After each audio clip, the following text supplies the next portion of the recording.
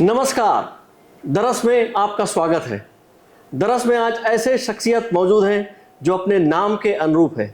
Mohit Garg, IPS, Rajnandgaon के police कप्तान आज हमारे साथ हैं। वो बताएंगे कि उनका आज तक का सफ़र कैसा रहा और कैसे इस सफलतम जो व्यक्तित्व बना है पहुँचे हैं। सर बताएंगे सबसे पहले आपकी वो जो शिक्षा है उसके बारे में बताएंगे। मेरा जन्म हरियाणा में हुआ था, करनाल डिस्ट्रिक्ट के अंदर।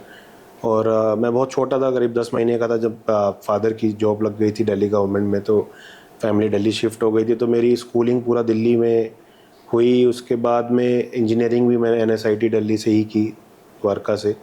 उसके बाद मैंने एमबीए किया अहमदाबाद से, गुजरात से। फिर 1 साल मैं आईटीसी लिमिटेड में मैंने नौकरी की हैदराबाद सिकंदराबाद में। और फिर यूपीएससी दिया और फिर आईपीएस में चयन हुआ। 2013 बैच में मेरा चयन हुआ। सर आप का व्यक्तित्व जो है, आप नाम के अनुरूप आकर्षक रखे हुए, मोहित करने वाला अंदाज, ऐसा शुरू से ही शरीर और स्वास्थ्य के प्रति जागरूक रहे?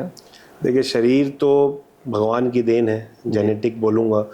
शरीर के प्रति मैंने तो कभी बहुत ज़्यादा ध्यान एक्चुअली दिया नहीं। तो खेल कूद में कभी बहुत ज़्यादा मेरा विशेष रुचि था नहीं। पढ़ाई में ज़रूर रहती थी, तो पढ़ाई पे ज़रूर ध्यान दिया था। शरीर तो मैं भगवान को ही बताऊंगा, उन्हीं का ही वो है। अब दिल्ली हरियाणा शिक्षा दीक्षा और जिस तरीके से जीवन शैली वो अलग है, छत्तीसगढ़ की जीवन शैली अलग है। आप यहाँ आईपीएस कैडर में हैं, क्या अंतर पाते हैं? निश्चित तौर पे जब हम दिल्ली से बात कंपेयर करते हैं छत्तीसगढ़ को, तो बहुत अलग दुनिया है। बहुत अलग तरीके का समाज भी है यहाँ पे। छत्तीसगढ़ की जब हम बात करते हैं तो प्रीडोमिनेटली रूरल एरियाज़ हैं, सबर्बन एरियाज़ हैं, ट्राइबल बेल्ट है बहुत बड़ा। तो निश्चित तौर पे डेमोग्राफिक और जियोग्राफिकली दोनों ही तरीके से काफ़ी अलग है। जब हम दिल्ली से बात करें, दिल्ली में बहुत बड़ी संख्या में पॉपुलेशन एक बहुत छोटे एरिया में रहती है। पॉपुलेशन डेंसिटी बहुत ज़्यादा है, यहाँ बहुत कम है। इनफैक्ट कंट्री की सबसे कम पॉपुलेशन डेंसिटीज़ वाले एरिया भी, नारायणपुर अबूजमाड़ जैसे एरिया भी छत्तीसगढ़ में है। फिर जब हम इकोनॉमिक डेवलपमेंट की बात करें तो उसके आयाम भी बहुत अलग है। जब हम पुलिस के नज़रिए से देखें तो उसी हिसाब से ट्रैफिक और अपराध भी बहुत अलग है। तो उनकी जो पुलिसिंग रिक्वायरमेंट है, जो एडमिनिस्ट्रेटिव रिक्वायरमेंट है, वो भी बहुत अलग है। तो लेकिन ये है कि हर एक जगह का अपना अच्छा भी। यहाँ लोग बहुत अच्छे हैं, सीधे साधे लोग हैं। उसके अलावा नेचर का दिया हुआ सब कुछ है यहाँ पे। तो एक बहुत अच्छा खुशनुमा माहौल यहाँ रहता है। जब हम यहाँ पे सिस्टम्स की बात करें तो छत्तीसगढ़ शायद कुछ एक राज्यों में से होगा जहाँ पर एडमिनिस्ट्रेशन और पुलिस बहुत ज़्यादा एक्सेसिबल है पब्लिक को यहाँ पे कोई अलग से समय नहीं लेना पड़ता। कोई एक दिन तय नहीं होता है जिस दिन दरबार लगे या पब्लिक को आना पड़े। पब्लिक को आने के लिए किसी बिचौलिए की या मीडिएटर की ज़रूरत नहीं पड़ती। आप खुल के अपनी समस्या किसी भी अधिकारी के पास लेके जा सकते हैं और उसका निराकरण करने की भी पूरी कोशिश की जाती है। तो एक बहुत अच्छा सिस्टम मैंने जो छत्तीसगढ़ में देखा है, क्योंकि जब मैं दिल्ली को, हरियाणा को या बाकी कई राज्यों को देखता हूँ तो वहाँ ये नहीं हो पाता है, वहाँ काफ़ी मुश्किल रहता है। आप छत्तीसगढ़ में सबसे खूबसूरत जो बस्तर का क्षेत्र है, अशांत भी है, नक्सल अगर मामले वहाँ पे रहे, उसके बारे में बताएं कैसे रहा अनुभव? मेरी तो सबसे लंबी और सबसे अच्छी पोस्टिंग मैं बस्तर को ही मानता हूँ। लगभग मैं 5.5 साल बस्तर में मुझे रहने का मौका मिला। और निश्चित तौर पे उतना खूबसूरत तो शायद भारत में कोई और जगह नहीं होगी जितनी बस्तर है। और बहुत अलग तरह की विचित्रता और खूबसूरती है बस्तर में। अगर हम देखें लोगों को, तो हर 15-20 किलोमीटर में आपको बस्तर में नई बोली मिलेगी। समझना बड़ा मुश्किल है, लेकिन वही खूबसूरती भी है कि लोग मेंटेन करके रखे हैं। आपको इन्फ्लुएंस भी मिलेगा। आप उड़ीसा बॉर्डर पे जाएंगे तो उड़िया और हल्बी और गोंदी का मिक्स मिलेगा। आप तेलंगाना आंध्रा बॉर्डर पे जाएंगे तो आपको वहाँ की हल्बी और गोंडी और अपनी हल्बी गोंडी का मिक्स मिलेगा तेलुगु के साथ में। महाराष्ट्र साइड जाएंगे तो मराठी का इन्फ्लुएंस मिलेगा। तो बहुत, और उसके बाद जैसे जैसे हम इवन अपने छत्तीसगढ़ के अंदर जाते जाएंगे तो बहुत बदल जाती है लैंग्वेज। तो बहुत इंटरेस्टिंग है ये जो डेवलपमेंट हुई है, जो एवोल्यूशन हुआ है छत्तीसगढ़ में लोगों का। फिर हमारे पास क्योंकि डेवलपमेंट उस स्पीड पे नहीं पहुंचा, तो दोहन भी उस स्पीड पे नहीं हुआ है। जो नेचुरल रिसोर्सेज हैं, जो संसाधन है प्रकृति के, वो अभी तक हैं वहाँ पर, आपको दिखेंगे। नदी नाले, पानी, बारिश सब मिलेगा, पहाड़ मिलेगा। लोगों की संस्कृति अभी भी बहुत हद तक बची हुई है, जो पुरानी संस्कृति है, उनके रहन सहन का तरीका, उनके खुशी मनाने का, गम मनाने का तरीका, उनके देवी देवता सब अभी भी उन्होंने मेंटेन करके रखे हैं, उसको संजो कर रखा है। तो उस जगह जब रहते हैं तो एक अलग ही दुनिया। निश्चित तौर पे नक्सलवाद की समस्या से भी ग्रसित है बस्तर, लगातार उसमें प्रशासन, पुलिस और सरकार बहुत अच्छा काम कर रहे हैं। जनता के बीच में अब बहुत अधिक विश्वास जग चुका है, लेकिन उस समस्या के कारण लोगों को दिक्कत भी होती है। बहुत लोगों ने अपने परिजनों को खोया है। बहुत डेवलपमेंट जो हो सकती थी वो इस वजह से नहीं हो पाई क्योंकि नक्सलियों ने कहीं ना कहीं उसको रोक दिया। लेकिन वहाँ रहने में जो सुकून और जो शांति है वो कहीं नहीं है। सर, उसमें उस दौरान जब बस्तर में आप रहे हैं तो ऐसा कोई वाकया स्मरणीय रहा हो जो हमारे दर्शक को बताना चाहें, जो बड़ा ही? अब कुछ जैसे अगर मैं अपनी नौकरी के हिसाब से बात करूं तो जो सबसे पहला मेरा एक्सचेंज ऑफ फायर हुआ था, मुठभेड़ हुई थी नक्सलियों के साथ में। मैं एडिशनल एसपी बीजापुर के रूप में पदस्थ हुआ था, 1-1.5 महीना हुआ था मुझे वहाँ गए हुए। तो एक सूचना मिली हम लोगों को नक्सलियों के किसी बड़े नेता या शहर में कहीं एक बड़ी वारदात करने की, जहाँ पे हमला करने की, किसी को मारने की प्लानिंग की सूचना हम लोगों को मिली। हम लोगों ने टीम बनाई, उस टीम को लेके गया। वो लगभग हम लोगों का प्लानिंग जो था जितने बजे था उससे बहुत लेट हो गया था। जो एक्चुअली नक्सलियों का आने का समय हुआ बहुत देर रात, शाम रात हो गई थी।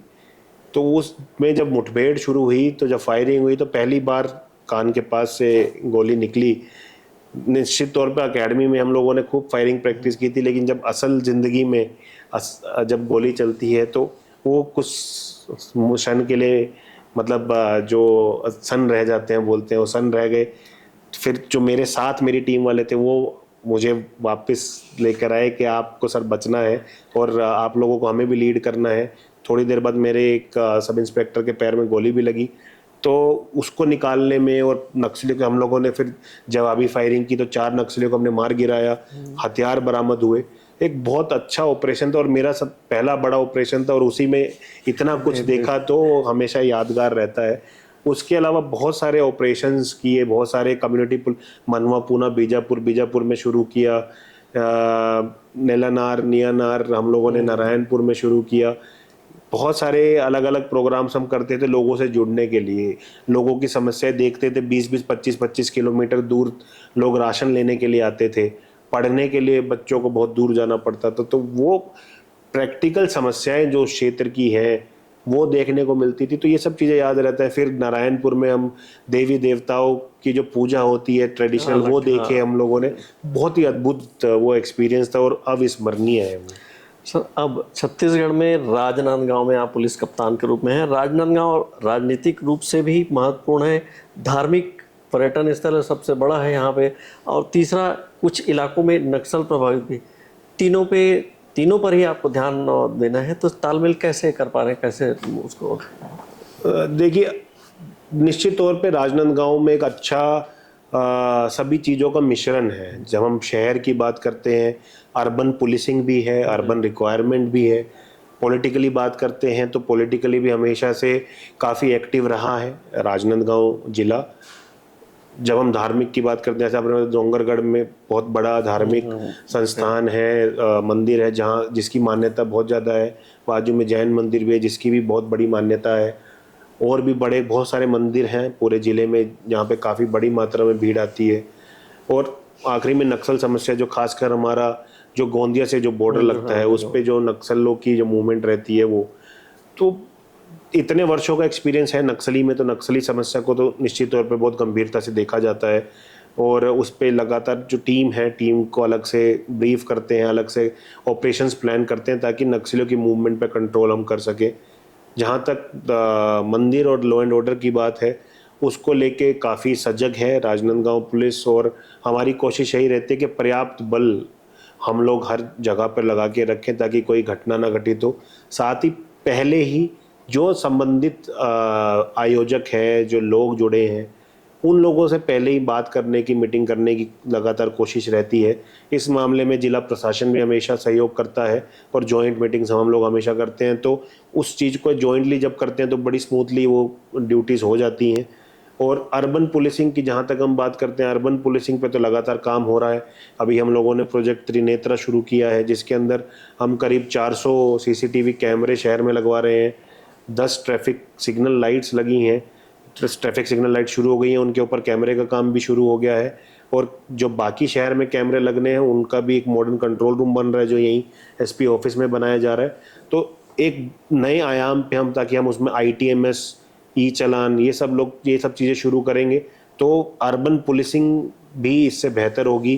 खासकर एक मुहिम चलाई, लगातार हम चलाते हैं कि जितनी गाड़ियां खड़ी रहती हैं, जो अनअटेंडेड गाड़ियां हैं, उनको हटवाने का, उनके जो मालिक हैं उनको सौंपने का। तो इस तरह की चीज़ें करें ताकि जो कंजेशन है शहर में, जो भीड़ है, जो लोगों को समस्या होती है, उस पर भी हम काम करें। फिर ड्रग्स और नशे के ऊपर लगातार मुहिम चलाई जा रही है कि जितने लोग जो बेचने वाले हैं खासकर उनके ऊपर कार्रवाई हो, ताकि सप्लाई को हम रोक सकें। अवेयरनेस के लिए लगातार प्रशासन के साथ मिलके अलग अलग कार्यक्रम रखे जा रहे हैं, ताकि लोगों के अंदर जागरूकता है कि वो नशा ना करें। तो अलग अलग पहलू पे कोशिश हो रही है ताकि पुलिसिंग को और बेहतर किया जा सके। सर, राजनांदगांव में सोशल मीडिया में आम चर्चा है, रात को भय प्रकट एसपी। अब कभी भी प्रकट हो, 1 बजे 2 बजे सोते हैं आप? सोते हैं, बिल्कुल। पेट्रोलिंग करके आते हैं, उसके बाद सोते हैं।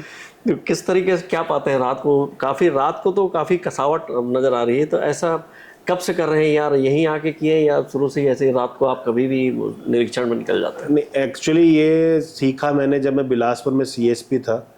तो मेरे SP थे अभिषेक पाठक सर, वो निकलते थे रात में हमेशा, और बहुत बार उनके साथ में निकलता था, या वो पॉइंट दे के सबको बुलाते थे। वहीं पे IG थे पवन देव सर, वो भी रात को खूब भ्रमण करते थे। तो मेरी ट्रेनिंग के समय से सीखा, देखा और उसका फ़ायदा देखा। और दूसरी बात यह है कि रात को एक्चुअली वल्नरेबिलिटी ज़्यादा होती है, क्योंकि चोरी जैसी और जितने प्रॉपर्टी ऑफेंस है रात को ज़्यादा होते हैं। इवन क्राइम्स ऑफ पैशन, जिसमें अगर कोई नशे की हालत में कुछ घटना करते हैं, वो भी रात को होने की संभावना बढ़ जाती है अगर पेट्रोलिंग ना हो, डर ना हो। तो ऐसा नहीं है कि हर जगह ज़रूरत उतनी ही है, लेकिन क्योंकि राजनांदगांव एक बड़ा शहर है, यहाँ पे सब तरह की संभावनाएं हैं, सब अपराधों की संभावनाएं हैं, मूवमेंट्स हैं, NH है, बहुत बड़ा नेशनल हाईवे का कॉरिडोर है, रेलवे स्टेशन है। तो यहाँ पे पेट्रोलिंग और पॉइंट ड्यूटी अगर ठीक से नहीं होगी तो अपराध भी ज़्यादा होंगे और लोगों को सेफ फील नहीं होगा। तो वो हमारी जिम्मेदारी है, मेरी एज अ SP भी जिम्मेदारी है कि मैं इंश्योर करूँ कि मेरा जो बल है वो अपनी ड्यूटी ईमानदारी से करे, जो मेरी पेट्रोलिंग टीम्स हैं वो करे। उनको चेक करने के लिए मैं खुद निकलता हूँ ताकि वो अपनी ड्यूटी कर सकें। सर, आजकल जब से सोशल मीडिया हो गया है, सोशल मीडिया में पत्रकार रहते हैं, आम आदमी रहते हैं, और जिस तरीके से टारगेट पुलिस प्रशासन ही रहता है, और कई बार ऐसे जो उसमें वाक्य रहते हैं, कई उसमें सेंटेंस रहते हैं, उसके बावजूद आप अपने आप को नियंत्रित करके कैसे, उसमें कोई फ़र्क नहीं पड़ता आपको? देखिए, मैं तो सोशल मीडिया का एक ही वो मानता हूँ, जब भी मैं किसी ग्रुप को देखता हूँ, मेरा उसमें एक ही ऑब्जेक्टिव रहता है कि उसमें ऐसी कोई जानकारी जो किसी असामाजिक या आपराधिक कृत्य के बारे में बताने के लिए हो, जिसके ऊपर एक्शन लिया जाना ज़रूरी है। उसके अलावा बाकी चीज़ों पर मैं ध्यान नहीं देता, क्योंकि मुझे पता है कि वो अनफिल्टर्ड है। उसमें बहुत सारी चीज़ें ऐसी होती हैं जिनका कोई आधार नहीं होता है। मेरी अपील हमेशा सबसे रहती है कि सोशल मीडिया एक बहुत ही पावरफुल मीडियम है सूचना पहुंचाने का। उसको अगर रिस्पॉन्सिबल तरीके से यूज़ नहीं करेंगे तो लोगों की दिमाग में उनकी क्रेडिबिलिटी कम हो जाती है। बट वो लोगों को समझने में थोड़ा समय लगेगा, थोड़े लोगों को समझ आने लगा है। फेक न्यूज़ के बारे में लगातार लोग जागरूक होने लगे हैं, तो निश्चित तौर पे चेंजेस आ रहे हैं, थोड़ा समय लगेगा। हमारा काम है कि हम उन सारे माध्यमों को अपने प्रोफेशनल काम के लिए इस्तेमाल कर सकें और पुलिसिंग को बेहतर कर सकें। सर, भारतीय न्याय संहिता 2 दिन बाद 1 जुलाई से नए रूप में होगा, उसके बारे में बताएंगे? जो भारत के 3 मुख्य क्रिमिनल लॉज हैं, जो पहले IPC, CRPC और इंडियन एविडेंस एक्ट के नाम से जाने जाते थे अभी तक, वो 1 जुलाई से भारतीय न्याय संहिता, भारतीय नागरिक सुरक्षा संहिता और भारतीय साक्ष्य अधिनियम, इनमें तब्दील हो जाएंगे।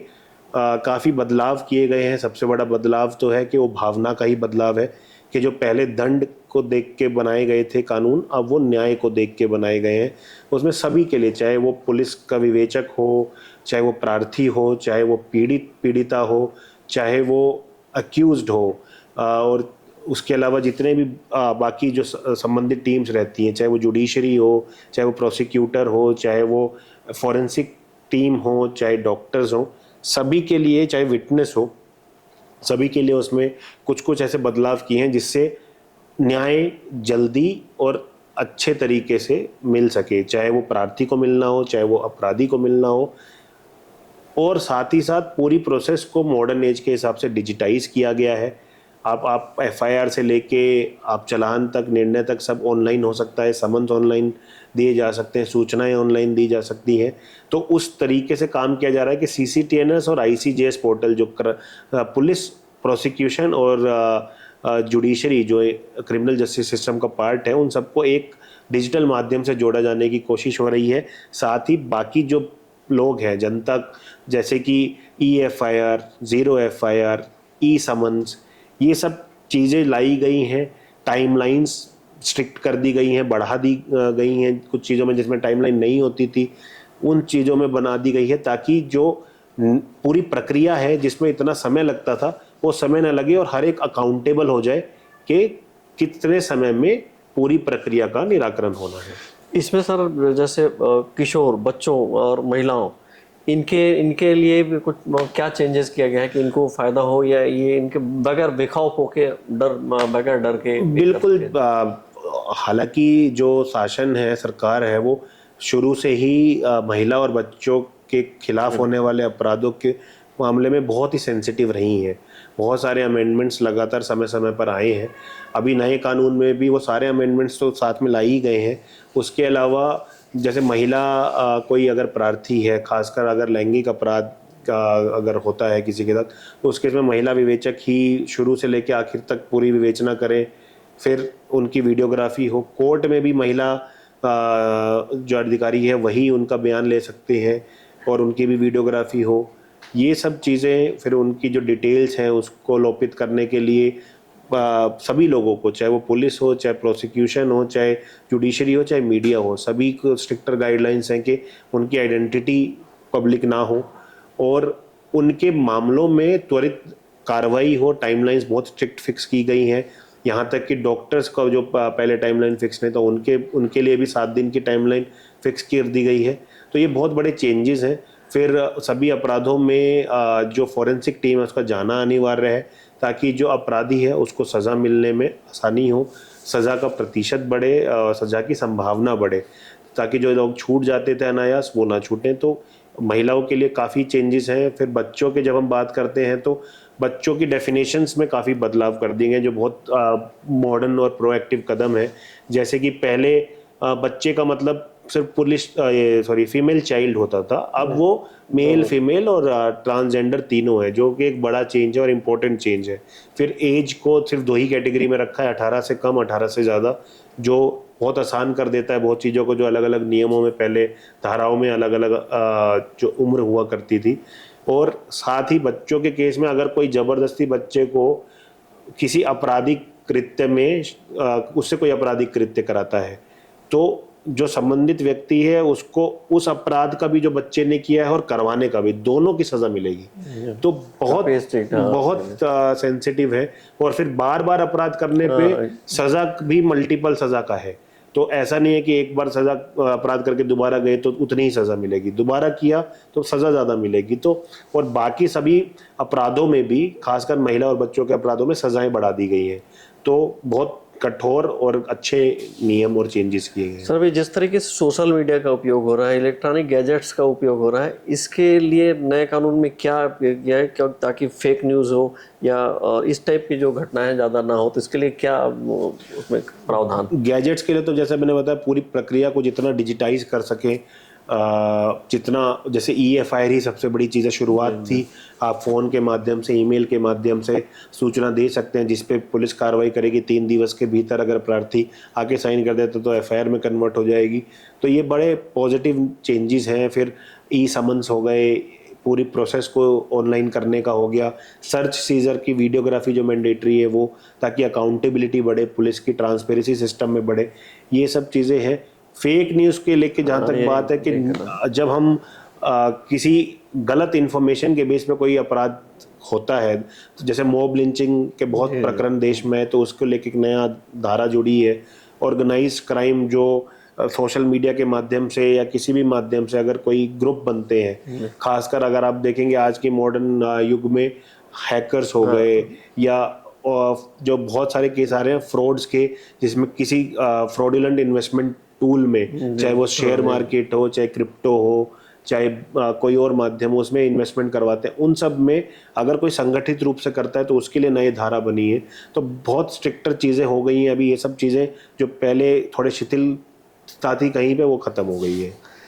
सर, हाँ, हमारे जो दर्शक हैं उनको क्या कहना चाहेंगे क्योंकि थोड़ा सा लोगों में शंका है कि जो EFIR है और इस टाइप के जो उसमें फेक जो FIR है, दबाव बनाने के लिए इस टाइप की घटनाएं काफ़ी हो सकती थी। इसका क्या हकीकत क्या है? निश्चित तौर पे एक जेन्युइन कंसर्न है कि अगर बहुत आराम से अगर कोई भी ऑनलाइन कोई भी शिकायत कर देगा या फ़ोन से कोई कर देगा, तो क्या मतलब उसमें दूसरे को तंग होना पड़ेगा अनायास।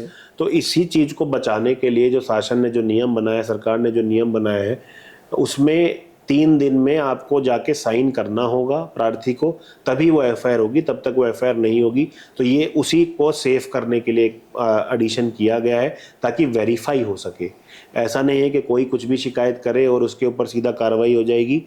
शिकायत की गंभीरता को देखते हुए संबंधित विवेचक थाना प्रभारी निश्चित तौर पे उसको चेक करेगा, लेकिन FIR वो तभी तब्दील होगी जब प्रार्थी या प्रार्थिया 3 दिवस के भीतर आके उस पर साइन करेंगे। और वो 3 दिनों के दौरान उसको जो आरोप लगाया, अगर वो फॉल्स निकलेगा 3 दिन बाद, तब क्या होगा? अगर वो फॉल्स निकलता है तो नहीं होगा उसमें, तो 3 दिन तो वो परेशान होगा। परेशान नहीं। देखिए, वेरीफाई करना ये एक सुविधा दी जा रही है क्योंकि डिजिटल एज है जी। लोग ट्रैवल करते हैं, लोग अलग अलग जगह पर आज की डेट में रहते हैं, स्थायी नहीं है। तो आप अगर आपके साथ कुछ घटित हुआ है तो आप कम से कम उस चीज़ को बताएं, या आपको कोई अपराध घटित होते हुए दिख रहा है तो आप उसकी सूचना पुलिस को दें, ताकि वो एक्ट कर सके। आप नहीं भी हो, आप 2 दिन बाद आके उसको FIR करा सके और विवेचना करवा सके। ये एक एडिशनल सेफ गार्ड है पब्लिक सेफ्टी के लिए, कि आप बिल्कुल उस चीज़ से नकार नहीं सकते कि अगर आप पुलिस स्टेशन ही आपको जाना पड़ेगा तभी कोई कार्रवाई होगी। कोई ऐसी घटना, दुर्घटना, सूचना है जिसमें त्वरित कार्रवाई की जरूरत है, उस पर करने में पुलिस को मदद मिलेगी। सर, आप हमारे दर्शकों को क्या संदेश देना चाहेंगे? मैं सबसे यही अपील करूंगा कि जब तक जहां हम नए कानून की बात कर रहे हैं तो इसमें डरने का कुछ नहीं है। हम सबको सपोर्ट करने के लिए भारत सरकार ने इसको लाया है, और हम लोगों को इसको एक सेलिब्रेट करना चाहिए कि इतना एक नई चीज़, दंड से हम लोग न्याय की तरफ जा रहे हैं। हमें अपनी मेंटेलिटी भी बदलनी चाहिए, सिस्टम पे हमें ज़्यादा भरोसा करना चाहिए कि सिस्टम अब अकाउंटेबल भी ज़्यादा होगा, ट्रांसपेरेंट भी ज़्यादा होगा और सभी के भले के लिए होगा। जहाँ तक हम बात करते हैं फेक न्यूज़ जैसी चीज़ों की, तो मेरी सबसे यही दरख्वास्त है कि कोई भी जानकारी आप सोशल मीडिया या किसी भी को शेयर करते हैं तो एक बार वेरीफाई करने के बाद ही शेयर करें। आपके वेरिफिकेशन से बहुत सारी ऐसी गलत सूचनाएं, गलत जानकारी शेयर होने से बचेंगी जो कोई एक बड़ी घटना, दुर्घटना कारित करवा सकती है। तीसरा, एज ए पुलिस अधीक्षक मेरी सबसे यही अपील है कि कोई भी जानकारी होती है, कोई भी सूचना होती है तो आप पुलिस को दीजिए, कंट्रोल रूम को बताइए, हमें बताइए, थाना चौकी को बताइए, ताकि हम उस पर कार्रवाई कर सकें। आपके आसपास कुछ घुमंतु हैं जो सस्पेक्ट है, आपके सोसाइटी में कोई रह रहा है, आपके आसपास कोई रह रहा है जो सस्पेक्ट है, कम से कम जानकारी देना शुरू कीजिए ताकि हम लोग उस पर कार्रवाई कर सकें। साथ ही अगर आप अपना मकान किसी को किराए पर देते हैं, कम से कम किराएदार का वेरिफिकेशन कराना शुरू करिए ताकि बहुत सस्पेक्ट मूवमेंट्स को हम लोग पहले ही कंट्रोल कर सकें। आखिरी में यही बोलूँगा कि नशे से दूर रहें, नशे के व्यापार से दूर रहें, ट्रैफिक नियमों का पालन करें, आप अपनी जान बचाएं, दूसरों को भी प्रेरित करें कि वो भी अपनी जान बचाएं और एक अच्छे नागरिक की तरह अपना जीवन जिए। दरअसल में आपने देखा मोहित गर्ग, पुलिस कप्तान राजनांदगांव, जिन्होंने बड़े ही मोहित करने वाले अंदाज में पूरी जानकारी दी और नए जो कानून में परिवर्तन हो रहे हैं उनके बारे में भी बताया। तो हमें डरने की जरूरत नहीं है, उसको समझने की जरूरत है। अब फिर किसी शख्सियत के साथ, नमस्कार।